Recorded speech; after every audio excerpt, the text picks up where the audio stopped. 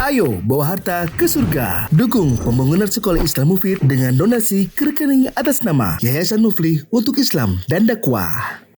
Bismillahirrahmanirrahim. Assalamualaikum warahmatullahi wabarakatuh.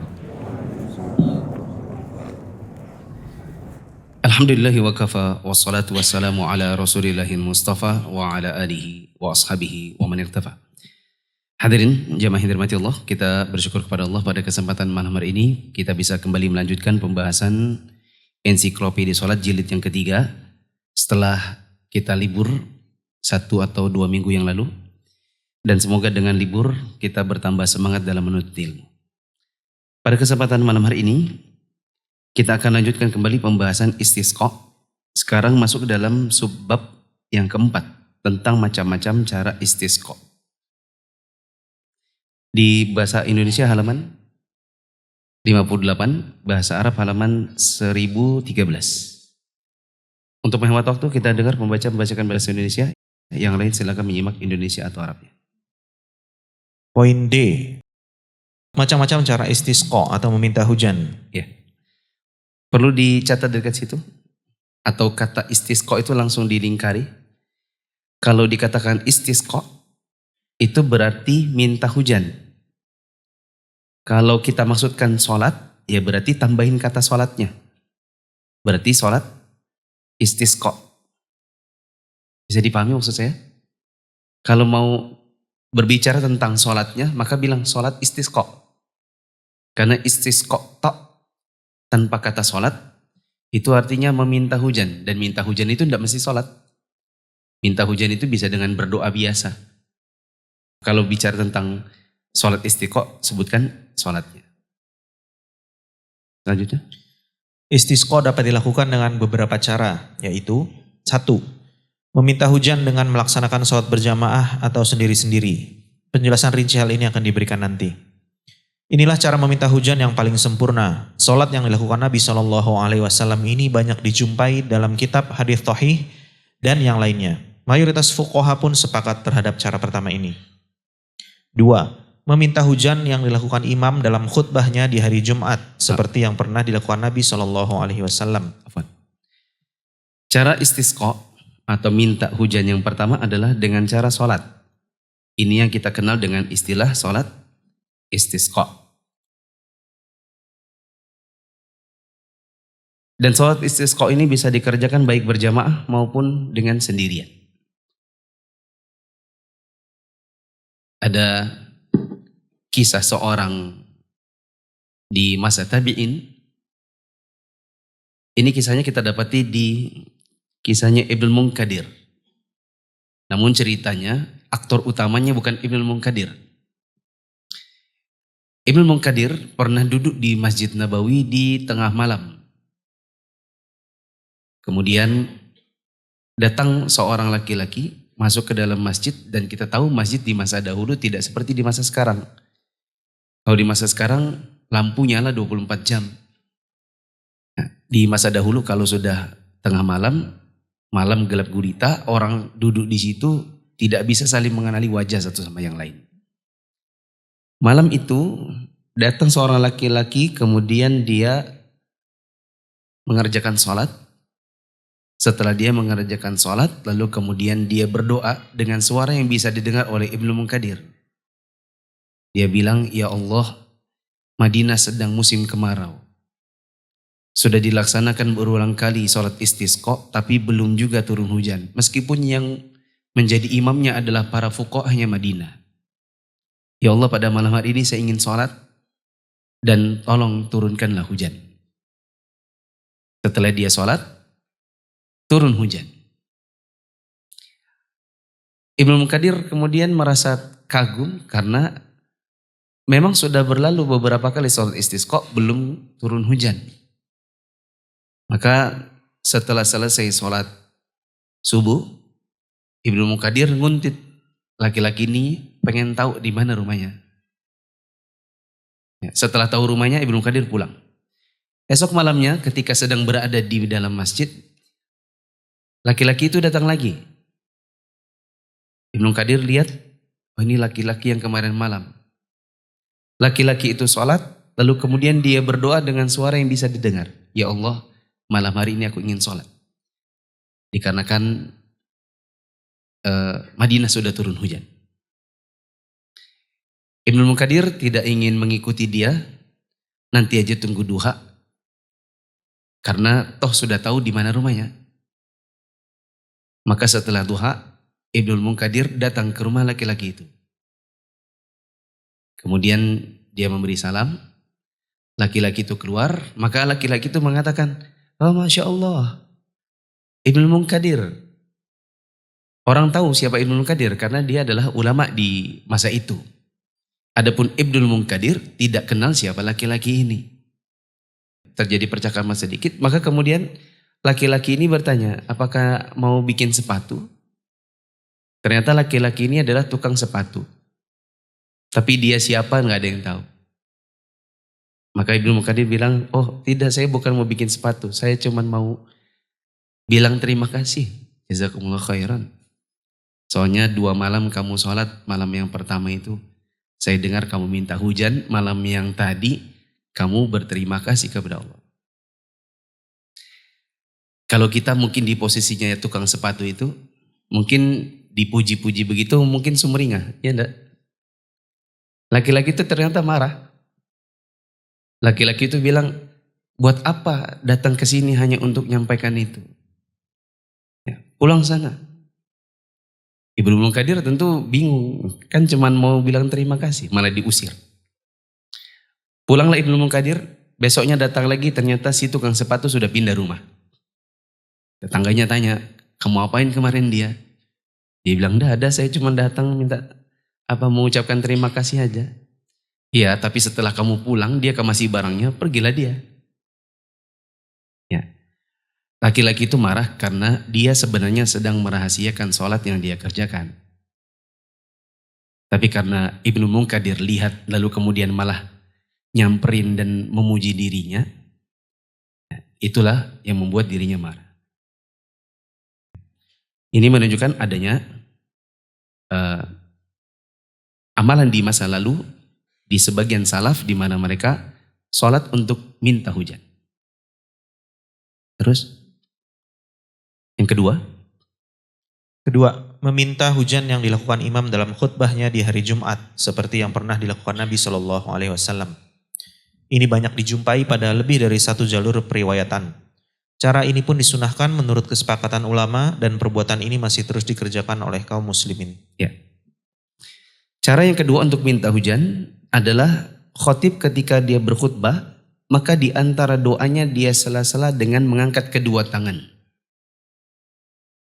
Insya Allah yang sudah sering ngaji sunnah paham bahwa tidak disunnahkan bagi khotib mengangkat kedua tangan di dalam doa.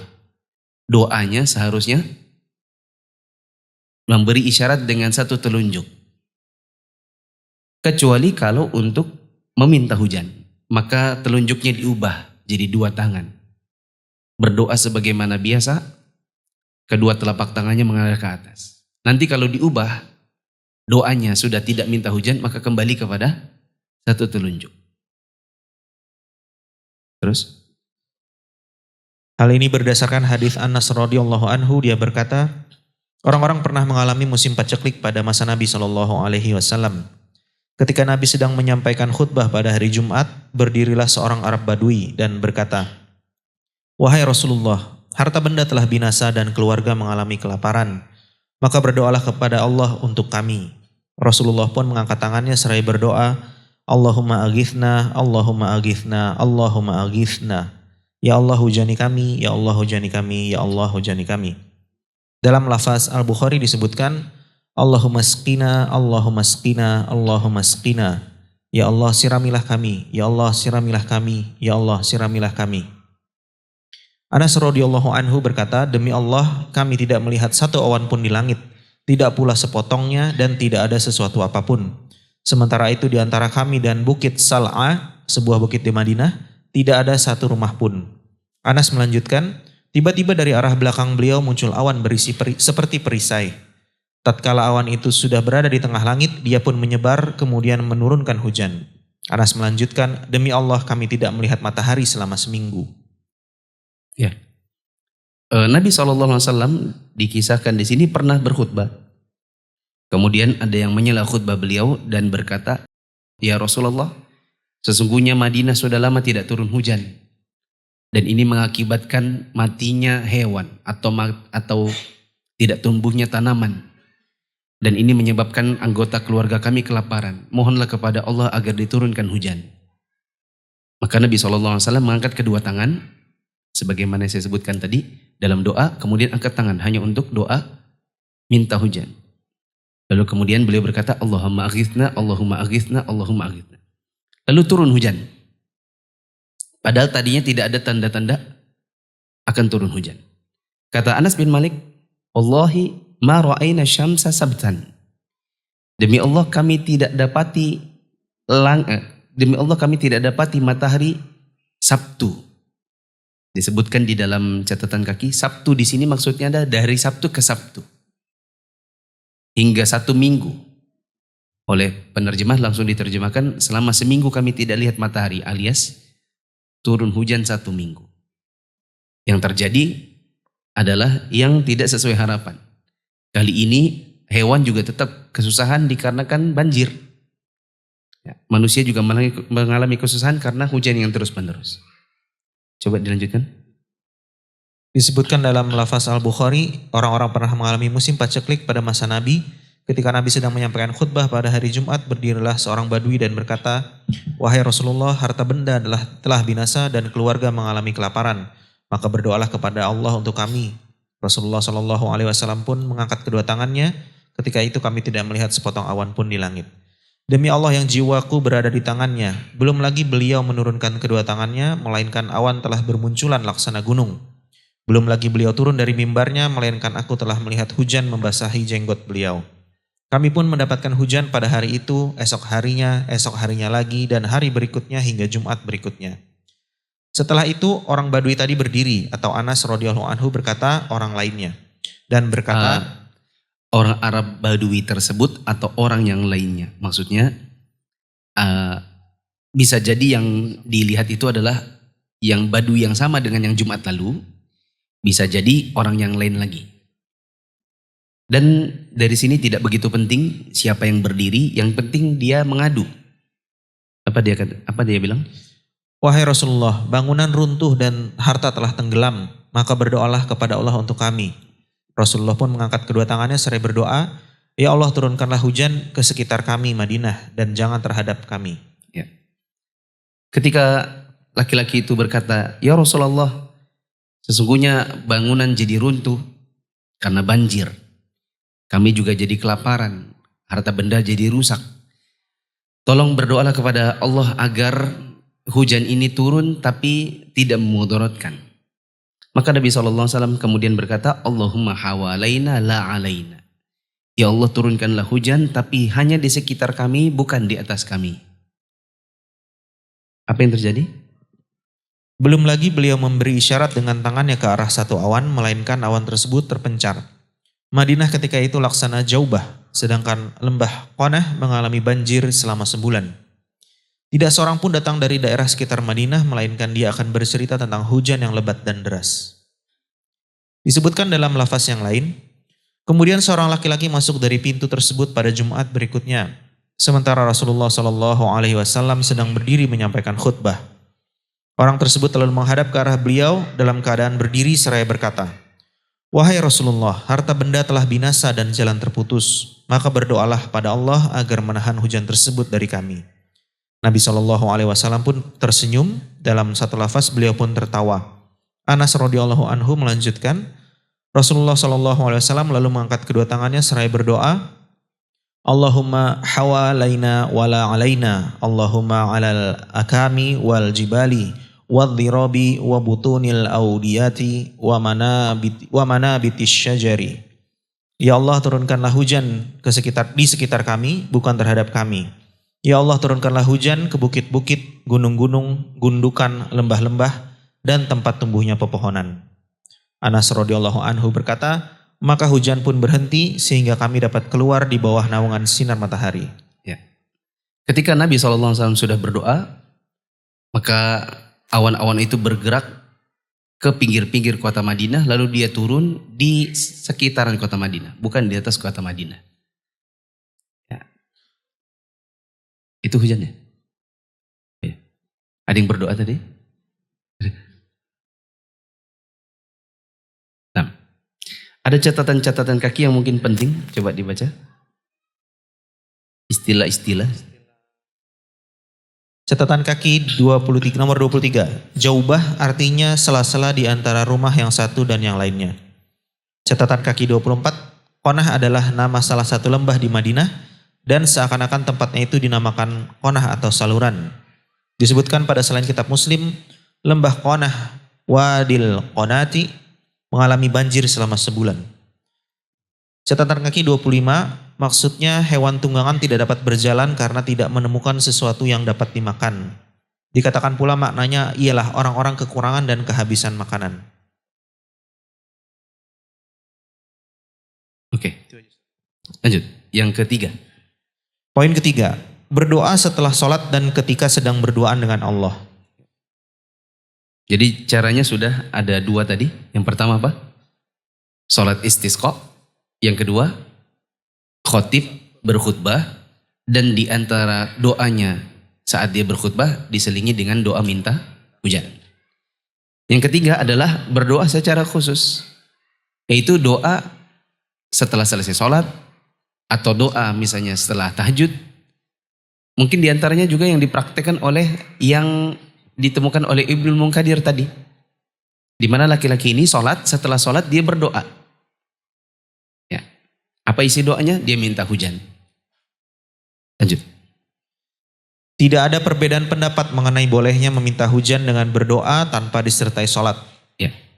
Tidak ada, kata penulis di sini, wala niza'a fi jawazil istisqa'i bid-du'a'i bila sholatin. Tidak ada perbedaan di kalangan para ulama tentang bolehnya orang minta hujan dengan cara hanya doa tanpa sholat istisqa. Nah, lanjut. Imam Ibnul Qayyim rahimahullah menyebutkan bahwa Nabi SAW meminta hujan dengan cara-cara berikut. 1. Pada hari Jumat di atas mimbar. 2. Nabi SAW membuat janji dengan para sahabat untuk keluar pada hari tertentu menuju tempat sholat. Lalu beliau keluar menuju tempat tersebut dan meminta hujan dengan menghadap kiblat. Beliau membalikan selendangnya kemudian mengerjakan sholat 2 rakaat. Ya. Di sini disebutkan tata cara yang lain. Maksud saya di sini Imam Ibnu Qayyim Al-Jauziyah menyebutkan beberapa metode cara minta hujan. Yang pertama sesuai dengan yang nomor 2. Cara yang kedua seperti yang nomor 1. Hanya saja ada tambahan sedikit di sini bahwa Nabi bikin janji. Berbeda dengan di zaman Nabi untuk sholat gerhana. Untuk sholat gerhana di masa Nabi tidak bisa bikin janjian karena tidak terprediksi. Sedangkan untuk istisqa Nabi bikin janji karena sholat istisqa ini minta hujan lantaran kemarau, dan kemarau itu tidak terjadi hanya hitungan seperti hitungannya gerhana. Maka ada janjian. Adapun kalau di zaman sekarang kadang-kadang sudah ada edaran kemudian janjian di lapangan. Ya. Yang buat misalnya Kemenak atau juga dari masjid. Nah, terus? Ketiga, beliau SAW meminta hujan dari atas mimbar di Madinah bukan pada hari Jumat. Tidak ada satu riwayat pun yang menjelaskan adanya salat istisqa pada hari tersebut. Cara yang lain adalah sekedar istisqa dari mimbar, dan waktu itu bukan hari Jumat. Ya. Hanya saja saya tidak tahu bagaimana tata caranya. Apakah ceramah atau khutbah atau bagaimana? Terus? 4. Rasulullah SAW meminta hujan ketika sedang duduk di masjid.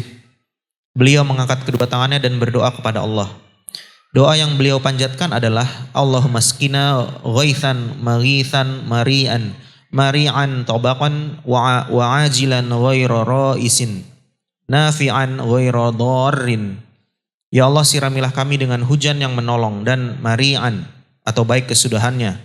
Mari'an yang menyuburkan, tabqan atau merata, ra'ith yang disegerakan dan bukan yang tertunda, serta yang bermanfaat dan tidak membahayakan. Nah, Cara yang keempat disebutkan oleh Imam Ibnu Qayyim al-Jauziyah adalah sekedar duduk di masjid kemudian berdoa angkat tangan. Nah, nanti kita bisa contek doanya yang ada di sini. Ini bisa dilakukan oleh orang-orang terutama yang penghidupannya, pekerjaannya sangat butuh hujan. Karena tentu kalau sebagian orang pekerjaannya justru yang ditakutkan apa? Hujan. Ya, apa contohnya pekerjaan yang butuh hujan ya? Bertani misalnya. Dia berdoa, ya Allah turunkan hujan, ya Allah, tapi yang nafi', jangan yang dor. Yang nafi', yang bermanfaat untuk pertanian saya. Yang bisa membuat sawah saya menjadi sawah tak ada hujan, tanpa perlu beli air. Tapi jangan sampai memudaratkan, jangan yang membuat banjir, yang membuat saya tidak bisa membajak sawah. Ya. Kalau yang kulu-kulu itu apa? Kulu-kulu. Oh itu minta hujan juga itu. Ya, dulu saya kira itu jangan hujan. Tapi ternyata itu doanya si tukang-tukang. Kulu-kulu, hujan aja. Soalnya sudah dibayar. Begitu. Bayaran harian, dia tetap minta hujan. Tapi bukan begitu caranya. Bukan kulu-kulu. 5. Beliau meminta hujan ketika berada di Ahjarus Zaid atau nama tempat di Madinah yang bebatuannya berwarna hitam yang dekat dengan Zawra. Tempat ini berada di luar pintu Masjid Nabawi yang sekarang dinamai dengan Babus Salam. Jaraknya kira-kira selemparan batu dan menyerong dari sebelah kanan luar masjid. Ya. Cara yang kelima adalah Nabi SAW istasqa. Sekedar minta hujan. Apakah ini sholat ataukah ini doa? Wallahu a'lam. Lanjut, yang ke-6. 6. Nabi pernah meminta hujan pada beberapa peperangannya, yaitu tatkala kaum musyrikin mendahului beliau menuju sumber air. Beliau pun ditolong setiap kali meminta hujan pada peperangan tersebut. Ini juga mungkin maksudnya adalah berdoa. Kalau seandainya ini maksudnya adalah sholat, seharusnya dia sudah masuk di dalam nomor 1. Kalau seandainya ini adalah hanya sekedar doa, maka ini bisa masuk di dalam yang nomor 3 atau nomor 4 atau nomor 2. Ya, wallahu a'lam bishawab. Paling tidak yang kita bisa kerjakan di masa sekarang ada 3. Karena insya Allah kalau 3 ini tidak mengherankan. Yaitu sholat istisqa. Yang kedua khotib meminta hujan di atas mimbar di saat dia berdoa. Dan itu berarti dari telunjuk diganti menjadi angkat tangan. Setelah doanya selesai dia kembali ke telunjuk. Ini saya perhatikan dari guru kami Syekh Sa'ad Asy-Syastri. Berulang kali selama 3 tahun sekolah di sana. Saya selalu Jumatan di Syekh Syastri sejak kenal beliau. Dan seringkali lama tidak hujan. Maka beliau saat sedang berdoa, di dalam khutbahnya beliau telunjuk 1 jari. Nanti ada kalanya beliau angkat tangan lalu beliau berkata Allahumma aghithna, Allahumma aghithna, Allahumma aghithna. Kemudian diganti menjadi telunjuk lagi. Setelah itu yang ketiga kita bisa berdoa. Apakah setelah selesai sholat ataukah dalam kesempatan yang lain. Supaya diturunkan hujan. Bab ke-5. Adab-adab istisqa. Atau bisa jadi maksudnya di sini adab sholat istisqa. Silakan.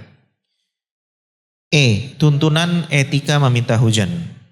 Tuntunan etika meminta hujan cukup banyak dan penting untuk diperhatikan. Di antaranya, 1.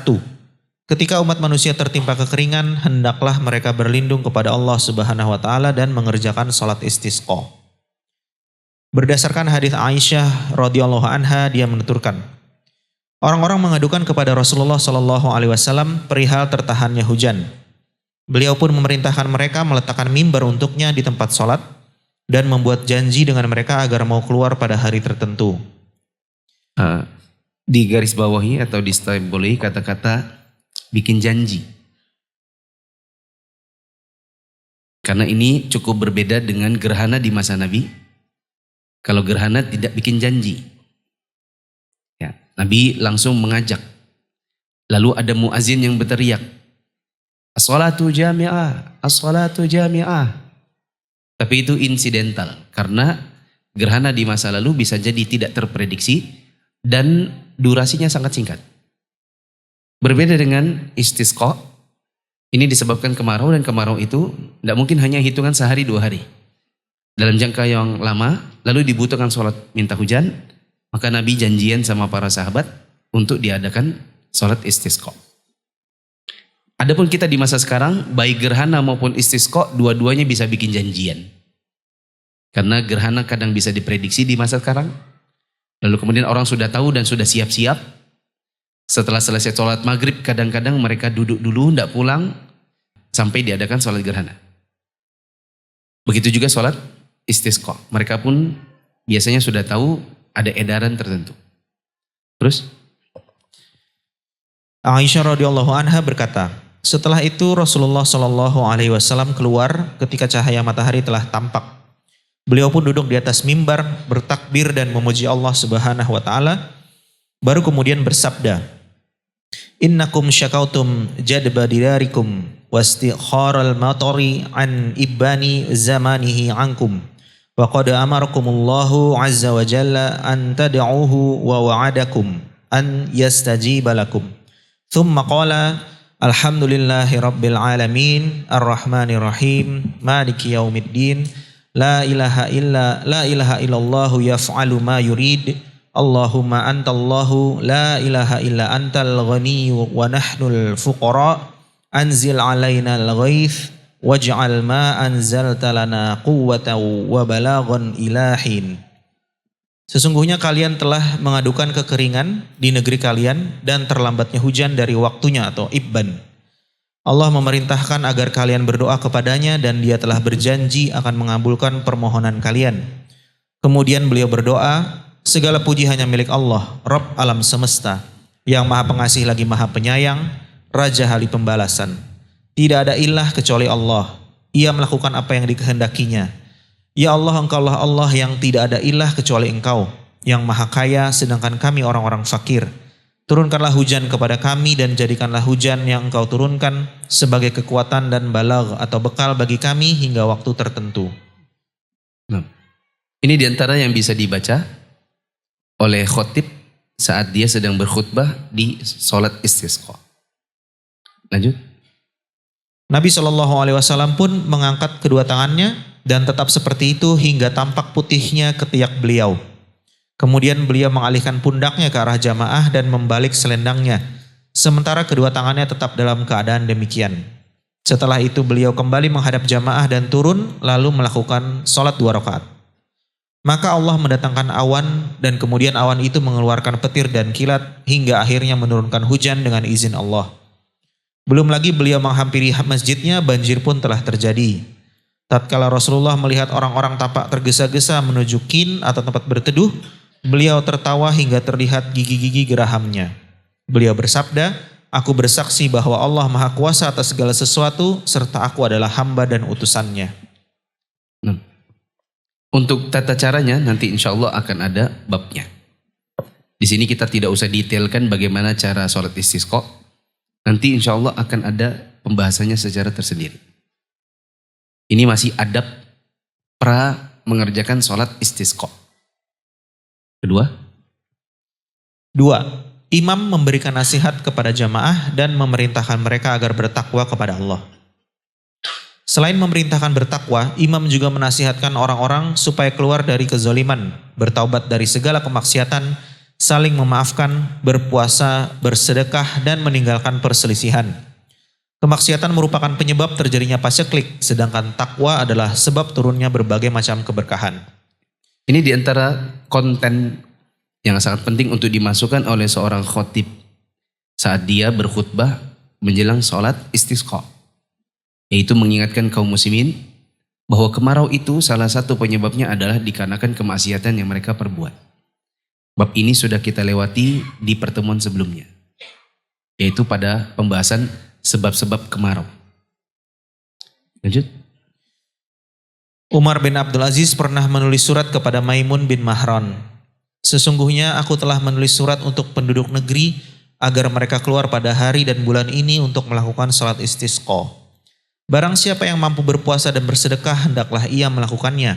Karena Allah Subhanahu wa taala berfirman, A'udzubillahi minasyaitonirrajim, qad aflaha man tazakka wa dzakara asma rabbih fasalla. Sesungguhnya beruntunglah orang-orang yang membersihkan diri dengan beriman dan dia ingat nama Rabb-nya lalu dia salat. Quran surah Al-A'la ayat 14 sampai 15. Faedah buat teman-teman. Sebagian guru-guru kami ada yang memberikan faedah. Kalau kita berkata Allah berfirman, mereka bilang sebaiknya tidak usah bilang a'udzubillahi minasyaitonirrajim. Karena Allah tidak berfirman demikian.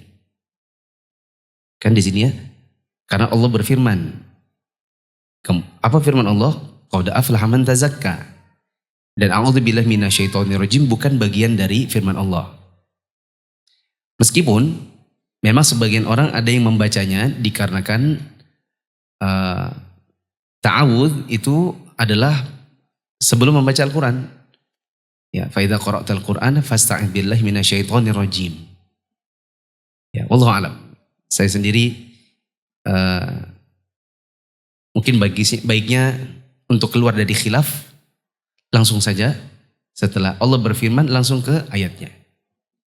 Tapi bukan karena saya katakan ini terlarang mutlak, tapi lebih karena ingin keluar dari ikhtilaf. Lanjut. Ucapkanlah sebagaimana yang diucapkan bapak kalian, Adam alaihi salam.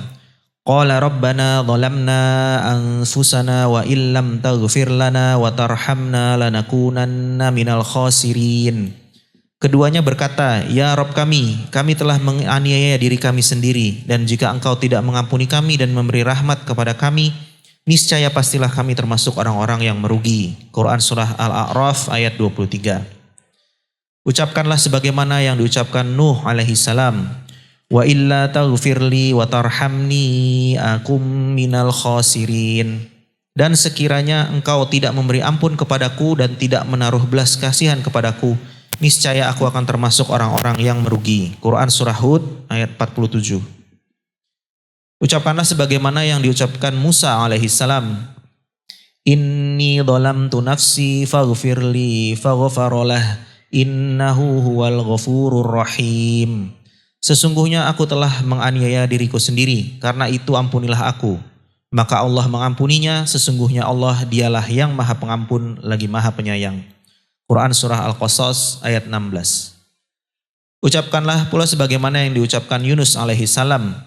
La ilaha illa anta subhanaka inni kuntu minadh dhalimin. Bahwa tidak ada ilah yang berhak disembah selain engkau. Maha suci engkau, sesungguhnya aku termasuk orang-orang yang zalim. Quran surah Al-Anbiya ayat 87. Ini bagian dari suratnya siapa tadi? Umar bin Abdul Aziz kepada Maimun bin Mihran atau Mahar.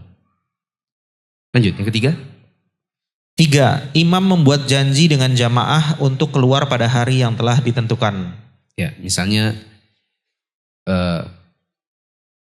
yang mungkin banyak orang di Sabtu pagi, Ahad pagi. Ya, karena kalau hari kerja mungkin tidak ada yang ikut misalnya. Lanjut. Berdasarkan hadis Aisyah radhiyallahu anha, orang-orang yang mengadukan kepada Rasulullah sallallahu alaihi wasallam perihal tertahannya hujan, lalu beliau memerintahkan agar meletakkan mimbar untuknya di tempat sholat, dan beliau membuat janji dengan mereka agar mereka keluar pada hari itu. Allah yang memberi taufik dan bantuan. Jadi kalau untuk masalah ini, untuk sholat istisqa, kalau ada yang misalnya protes, buat apa sih dibikin pengumuman? Ya kita katakan Nabi juga bikin janji. Ya, dan pengumuman ini maksudnya adalah buat janjian supaya yang mengikutinya banyak. 4. Waktu keluarnya orang-orang untuk melaksanakan sholat istisqa. Adapun sholat istisqa lebih utama dilakukan di waktu sholat Id.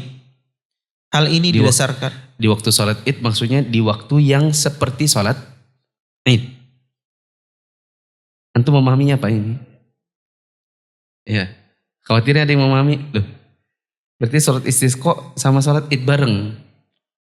Maksudnya adalah di waktu yang sama sebagaimana kalau orang mengerjakan sholat id. Nah, terus? Hal ini didasarkan hadis Aisyah radhiyallahu anha yang di dalamnya disebutkan Rasulullah Shallallahu alaihi wasallam keluar ketika sinar matahari telah tampak, lalu beliau duduk di atas mimbar. Inilah yang paling utama. Ya. Yang paling utama untuk kita mengerjakan sholat istisqa, jamnya itu seperti jam sholat id. Lanjut.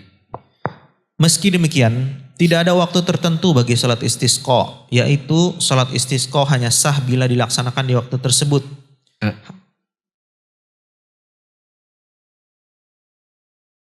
Coba untuk ulang. Meski demikian, tidak ada waktu tertentu bagi sholat istisqa. Meskipun demikian, tidak ada waktu tertentu untuk sholat istisqa. Yaitu sholat istisqa hanya sah bila dilakukan di waktu tersebut. Yaitu sholat istisqa hanya sah di waktu tersebut. Saya kalau memahaminya, kata yaitu nanti malah ada waktu yang sholat istisqa tidak sah kalau nggak di situ. Antum memahami gitu enggak?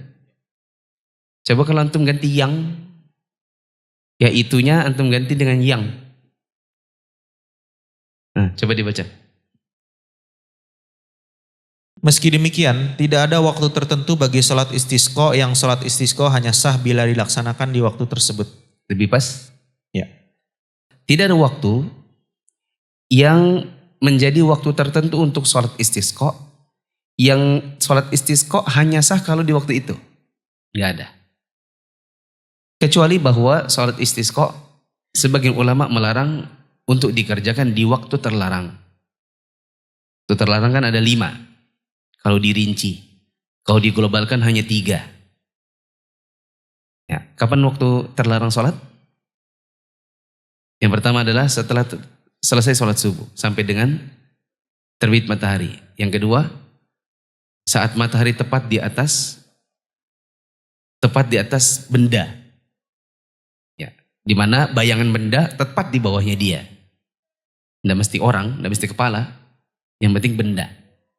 Yang ketiga, setelah selesai sholat asar sampai dengan terbenam matahari. Ini kalau global ada 3. Kalau mau dibikin rinci jadi 5. Mulai dari selesai sholat subuh sampai dengan terbit matahari. Pas terbit matahari. Waktu matahari tepat di atas benda, di mana bayangan di bawah si benda. Selesai sholat asar sampai dengan terbenam matahari. Pas terbenam matahari. Ini waktu-waktu terlarang sholat. Nah, di antara ulama kita ada yang mengatakan 5 ini tidak boleh sholat istisqa. Terus? Hanya saja sholat istisqa tidak boleh dilakukan pada waktu-waktu terlarang untuk sholat tanpa adanya perbedaan pendapat. Karena waktu yang disediakan untuknya memang cukup panjang. Sholat itu tidak perlu dilakukan pada waktu-waktu tersebut. Yang ulama kita mengatakan tidak ada ikhtilaf bahwa untuk sholat istisqa jangan dikerjakan di waktu terlarang. Alasannya adalah dikarenakan waktu untuk sholat istisqa itu lebih mudah. Dia panjang waktunya. Bisa ntar pagi, kan bisa besok lagi, ya, bisa lusa. Waktunya panjang, maka tidak ada hajat untuk dikerjakan secara darurat di waktu terlarang. Lanjut. Yang paling utama adalah melakukannya pada waktu sholat id, berdasarkan hadis Aisyah. Karena sholat istisqa mirip dengan sholat id dari tinjauan tempat dan sifatnya, maka demikian pula halnya dengan waktu pelaksanaannya. Tetapi waktu sholat istisqa itu tidak habis seiring dengan tergelincirnya matahari. Yang demikian itu disebabkan tidak adanya hari tertentu untuk mengerjakan sholat istisqa, sebagaimana juga dia tidak memiliki waktu khusus. Ibnu Abdul Bar rahimahullah berkata, menurut sekelompok ulama, waktu keluar untuk melaksanakan sholat istisqa adalah ketika orang-orang keluar untuk melaksanakan sholat id. Terkecuali Abu Bakar bin Muhammad bin Amr bin Hazm, dia berpendapat keluar untuk melaksanakan sholat istisqa adalah ketika matahari tergelincir. Lanjut, yang kelima. 5. Sholat istisqa dilakukan di padang pasir atau lapangan terbuka. Ya.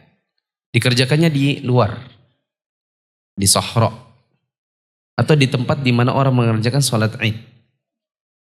Ini yang afdal. Ini yang afdal.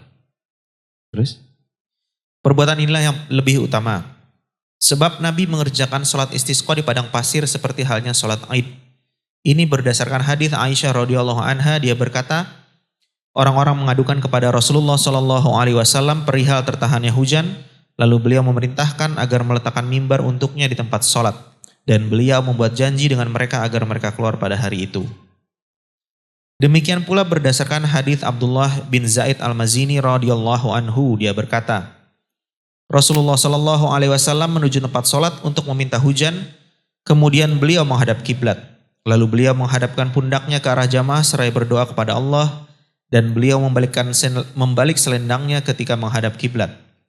Setelah itu beliau salat 2 rakaat dengan mengeraskan bacaan Al-Quran pada keduanya. Untuk tata cara nanti saja, insya Allah ada babnya. Lanjut. 6. Imam dan jamaah keluar dalam keadaan tawaddu, merasa hina, khusyuk dan tadarru. Ya. Kalau untuk sholat Id, kita bisa pakai waktunya untuk sholat istisqa, maka suasananya tidak. Bila suasananya sholat Id kita cenderung keluar bergembira, maka untuk sholat istisqa bukan bergembira, tetapi khusyuk, tawadhu, dikarenakan ada perasaan kita minta hujan ini karena kemaksiatan yang sudah kita kerjakan. Berbeda untuk sholat Id, kaum muslimin bergembira karena mereka berbuka dari berpuasa Ramadan. Ya.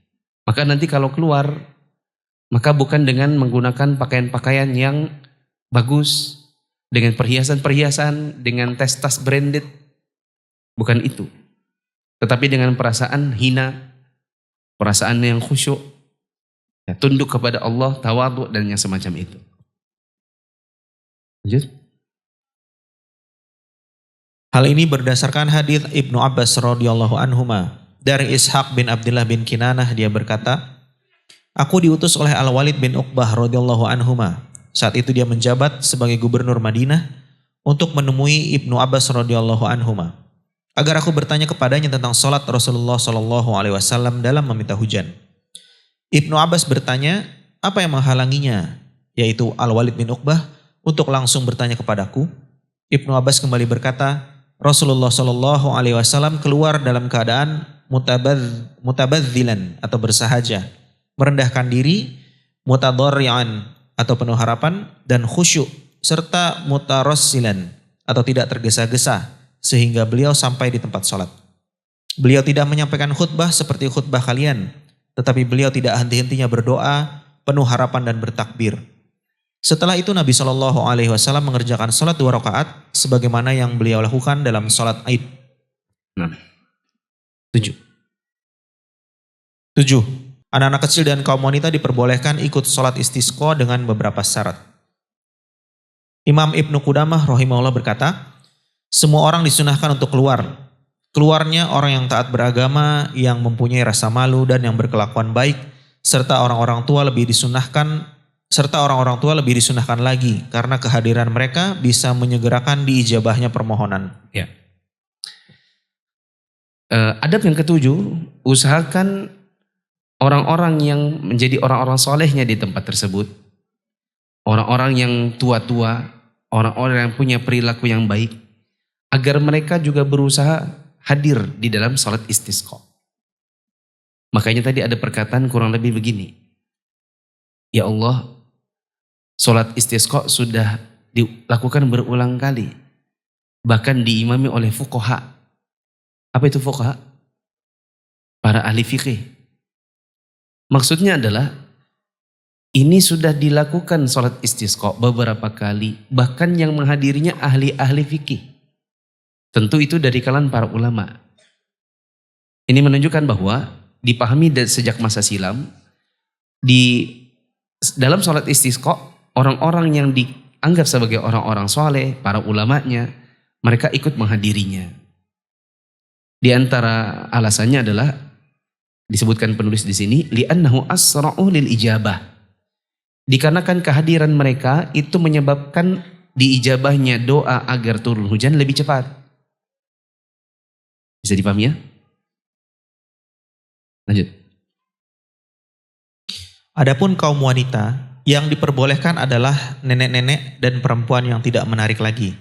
Sementara remaja putri dan perempuan-perempuan yang masih menarik, maka tidak disunahkan bagi mereka untuk ikut keluar, mengingat bahaya yang diakibatkan karenanya lebih besar daripada manfaatnya. Demikian pula tidak disunahkan mengeluarkan hewan-hewan ternak, karena Nabi SAW tidak pernah melakukannya. Ya. Penulis di sini menyebutkan ya, tentang dibencinya wanita-wanita yang menarik ya, untuk mereka ikut keluar dalam istisqa ini karena khawatirnya mereka justru menimbulkan mudarat lain. Orang yang tadinya mau khusyuk, mau bertobat dari dosa, malah ada dosa baru. Apalagi kebanyakan wanita-wanita yang cantik-cantik di masa kita sekarang, keluar dari rumah, mukenanya di tas, tidak dipakai. Nanti sampai di tempat sholat baru dipakai. Belum lagi mereka keluar dengan berdandan, jadi tidak cocok. Yang inginnya bertobat, inginnya menghinakan diri malah berdandan. Karena kebanyakan dari mereka tidak mengerti bahwa sholat istisqa suasananya tidak seperti sholat Aid. Nah, azan dulu.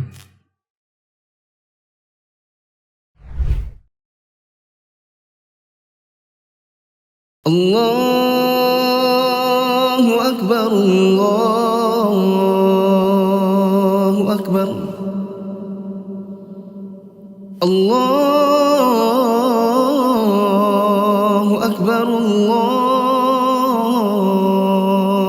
Akbar. Asyhadu an la ilaha illallah.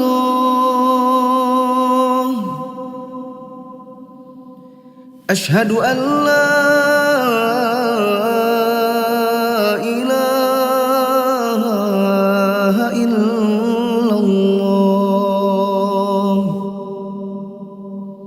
Asyhadu anna Muhammadar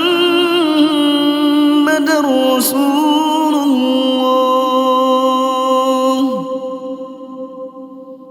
Asyhadu anna Muhammadar Rasulullah.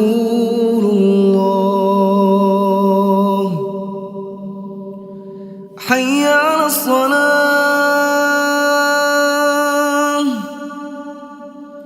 Hayya 'alas salah.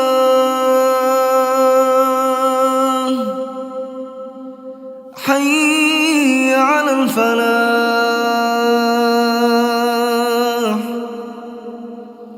Hayya 'alal falah. Allahu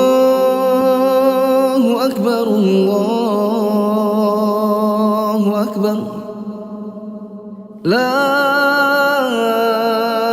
ilaha illallah.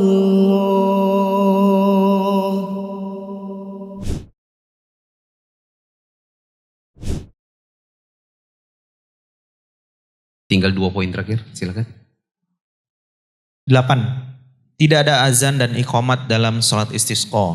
Berdasarkan hadis Abdullah bin Yazid al-Ansari, Abu Ishaq berkata, Abdullah bin Yazid al-Ansari keluar untuk salat istisqa bersama Al-Bara bin Azib dan Zaid bin Arqam radhiyallahu anhum. Abdullah bersiap-siap untuk meminta hujan. Dia berdiri di atas kedua kakinya demi mereka, bukan di atas mimbar. Abdullah pun meminta hujan, kemudian salat 2 rakaat dengan mengeraskan bacaan Al-Quran tanpa didahului azan dan iqamat. Abu Ishaq berkata, Abdullah bin Yazid pernah melihat Nabi SAW seperti itu. Harithah bin Mudharib al-Abdi berkata, kami keluar bersama Abu Musa untuk meminta hujan.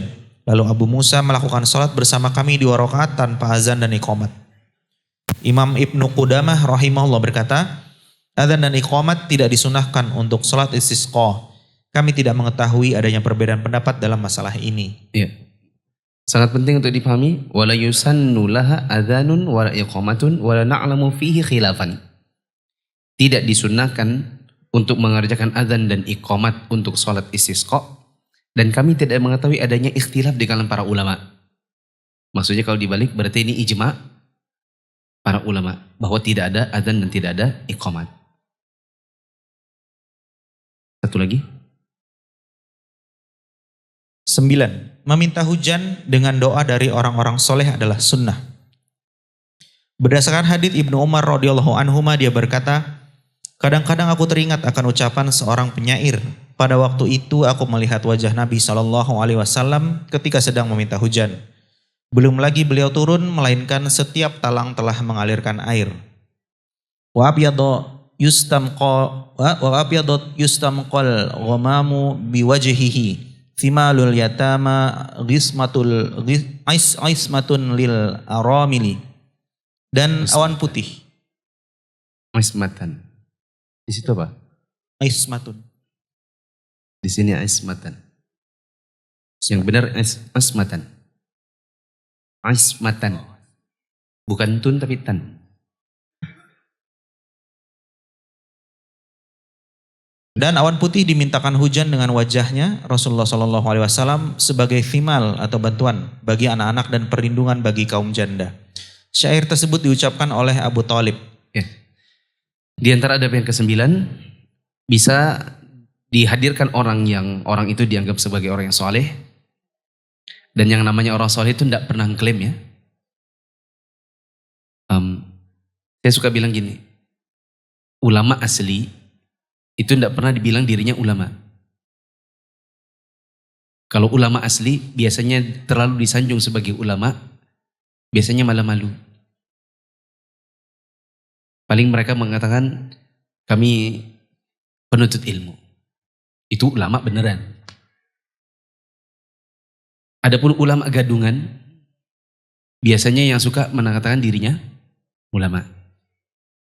Ustadz beneran, itu yang tidak keberatan kalau dia dipanggil dengan namanya, dipanggil akhi, dipanggil dengan mas. Adapun yang jadi-jadian, biasanya yang tidak mau noleh kalau nggak dipanggil ustadz. Yang sangat senang kalau dipanggil ustadz, yang sangat tersanjung kalau dipanggil ustadz. Orang soleh itu yang justru menganggap dirinya hina, yang tidak suka kalau dianggap-anggap sebagai orang soleh. Adapun yang solehnya gadungan, sangat ingin menampakkan seolah-olah dia orang soleh. Sementara dia tahu dengan pasti dirinya kalau di belakang manusia berbeda. Maka ini dianggap soleh, siapa yang menganggap? Tentu yang menganggap yang soleh adalah yang lebih soleh. Adapun orang yang penuh maksiat menganggap orang lain soleh itu biasa. Mungkin kita kalau di kantor dianggap yang paling soleh, ya enggak? Mungkin karena yang berjenggot sendiri. Yang kalau sholatnya di masjid, antum ini alim ya katanya. Salam ya sama Allah, kamu ini kelihatan orang alim katanya. Nah, ya tentu yang dihadirkan misalnya orang-orang yang dikenal di kalangan para ulama gitu. Contohnya yang pernah terjadi adalah Umar bin Khattab ketika di masa beliau terjadi kemarau, kemudian sudah dilaksanakan sholat istisqa, maka Umar kemudian memanggil Abbas, dan Abbas ini adalah pamannya Nabi. Ya. Dia berkata, Abbas, mana Abbas? Tolong hadir, tolong maju. Setelah Abbas maju, baru kemudian Umar berkata, wahai Abbas, engkau adalah pamannya Nabi, engkau salah satu yang terbaik di antara kita. Mohonlah kepada Allah agar diturunkan hujan. Abbas angkat tangan, berdoa, lalu kemudian turun hujan. Mungkin teman-teman pernah dengar kisah ini ada di kitab Al-Firqatun Najiyah. Dulu saya ajarkan Alkitab ini tamat di Masjid Namiroh tahun 2015. Di bagian agak-agak belakang, Itu ada kisahnya Yazid ibn Aswad. Ketika Yazid ibn Aswad ya, dipanggil oleh Amirul Mukminin di masa itu. Setelah selesai istisqa, maka dia berkata, yang mana yang namanya Yazid ibn Aswad? Maju. Yazid ketakutan, khawatir dikira apa. Yazid, mana Yazid? Maju. Yang ketiga baru dia katakan, saya bersumpah demi Allah yang namanya Yazid ibn Aswad maju. Baru maju. Yazid maju dalam kondisi ketakutan, dikira dihukum atau apa. Baru kemudian si khalifahnya bilang, Yazid, kamu yang berdoa. Kamu berdoa kepada Allah supaya diturunkan hujan. Diperintahkan demikian, maka Yazid berdoa, kemudian turun hujan. Dan setelah itu Yazid jadi dikenal, jadi viral di kalangan masyarakat. Kamu kalau minta doa sama Yazid. Maka sejak saat itu Yazid sering didatangi orang-orang untuk dimintai doa. Yang paling jadi beban untuk Yazid adalah kalau dia masuk masjid, kalau dia melewati sekerumun orang, orang suka bilang gini, Yazid, Yazid. Kita bayangkan kalau antum yang jadi Yazidnya, antum masuk masjid semua orang manggil nama antum, Yazid, Yazid, Masya Allah, Masya Allah, Yazid. Lalu antum dengar lagi, ya tersiksa batin karena sholat itu jadi tidak khusyuk. Sholat yang kalau di depan biasanya adalah sekedar cari pahala, ini jadi kayak, ini pamer kah, riya kah, bagaimana? Karena semua orang memuji. Karena sekarang semua orang ngeliatin saya, yang tadinya biasa-biasa jadi tidak biasa. Singkat kata, akhirnya dia banyak berdoa, ya Allah, hilangkanlah aku dari tekanannya seperti ini. Aku jadi terkenal sejak gara-gara disuruh berdoa di istisqa itu. Tidak lama setelah dia berdoa, Allah wafatkan dia. Jadi diselamatkan oleh Allah dengan cara diwafatkan. Kebut sedikit lagi.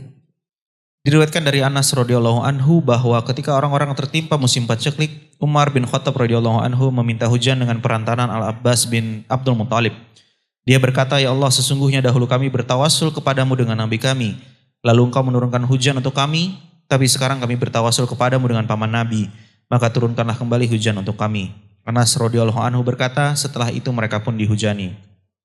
Maksudnya mereka dahulu meminta hujan dengan doa Nabi SAW, sebagaimana yang disebutkan dalam hadis Anas radhiyallahu anhu, yaitu ketika ada seorang laki-laki berkata, wahai Rasulullah, harta benda telah binasa dan keluarga mengalami kelaparan, maka berdoalah kepada Allah untuk kami. Rasulullah SAW pun mengangkat tangannya seraya berdoa, Allahumma aghithna, Allahumma aghithna, Allahumma aghithna. Ya Allah hujanilah kami, ya Allah hujanilah kami, ya Allah hujanilah kami. Maka hujan pun turun dengan izin Allah. Setelah Rasulullah SAW wafat, pada saat orang-orang tengah ditimpa paceklik, Umar radhiyallahu anhu meminta hujan dengan perantaraan paman Rasulullah, yaitu Al-Abbas bin Abdul Muttalib yang masih hidup, yang kemudian dengan meminta Al-Abbas radhiyallahu anhu berdoa kepada Allah untuk mereka. Ya, perlu diperhatikan di sini, ketika Nabi masih hidup, orang minta hujan lewat Nabi. Begitu Nabi wafat, maka Nabi sudah tidak dijadikan perantara. Ini menunjukkan bahwa tidak ada yang namanya minta sesuatu pakai perantara orang-orang mati. Karena di masa Umar saja tidak turun hujan, Umar mintanya lewat paman Nabi karena paman Nabi masih hidup. Padahal kalau mau mintanya lewat Nabi, dekatnya tinggal datang ke Nabawi. Kenapa orang di zaman sekarang kalau minta apa-apa lewat orang mati? Siapa yang lebih pintar, Umar atau kita? Kalau ada yang bilang lebih pintar saya, maka cukup berhenti, tidak usah bicara lagi sama dia. Karena dia tidak sadar diri. Tapi kalau dia bilang lebih pintar Umar, maka kita bilang Umar saja minta hujannya lewat yang masih hidup, bukan yang sudah mati. Kok antum yang tidak lebih pintar malah sebaliknya? Paragraf terakhir. Atas dasar ini dapat diketahui bahwa kaum muslimin dan para pemimpin mereka meminta hujan dengan perantaraan doa orang-orang yang soleh yang masih hidup. Imam Ibnu Qudamah rahimahullah berkata, disunahkan bagi seorang imam untuk meminta hujan dengan perantaraan orang yang telah jelas kesolehannya. Seperti halnya Umar radhiyallahu anhu pernah meminta hujan dengan perantaraan Al-Abbas paman Rasulullah SAW. Demikian juga Muawiyah dan Ad-Dhahak. Keduanya meminta hujan dengan perantaraan Yazid bin Al-Aswad Al-Jarashi. Oh ini, saya kira tadi tidak ada ceritanya, ternyata ada di bagian bawah. Dan tadi saya bilang saya lupa nama Amirul Mukmininnya, ternyata dia adalah Muawiyah dan Ad-Dhahak. Yang diminta adalah Yazid bin Al-Aswad. Subhanakallahumma wa bihamdika. Asyhadu an la ilaha illa anta astaghfiruka wa atubu ilaik. Assalamualaikum warahmatullahi wabarakatuh.